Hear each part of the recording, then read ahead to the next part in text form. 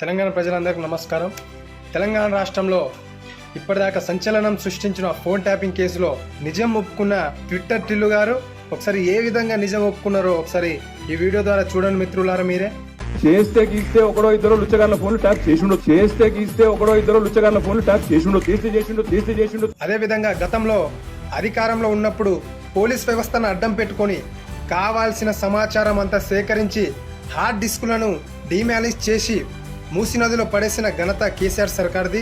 సొంత చెల్లెలైన కేటీఆర్ గారి చెల్లి అయిన కవిత గారి ఫోన్ కూడా ట్యాపింగ్ చేసి కవిత గారిని కూడా పార్టీకి దూరం చేసిన ఘనత మరి బీఆర్ఎస్ పార్టీదే. అదేవిధంగా హరీష్ రావు గారు కూడా మాట్లాడుతున్నారు. ఇలాంటి సన్నాసి మాటలు మాట్లాడి తెలంగాణ ప్రజలను ఏ విధంగా నమ్మించాలని మరి హరీష్ రావు గారు కుట్ర చేస్తూ ఉన్నారు. హరీష్ రావు గారు అగ్గిపెట్ట మచ్చాని కూడా తెలంగాణ ప్రజలు చెప్తా ఉంటారు. అయితే ఈ అగ్గిపెట్ట మచ్చ గారికి నేను ఒకటే సూచనలు చేస్తున్నాను. మీ ప్రభుత్వంలో ఫోన్ ట్యాపింగ్ చేసింది వాస్తవం కాదా అని నీ సందర్భంగా మీ అందరికీ గుర్తు చేస్తా ఉన్నాను.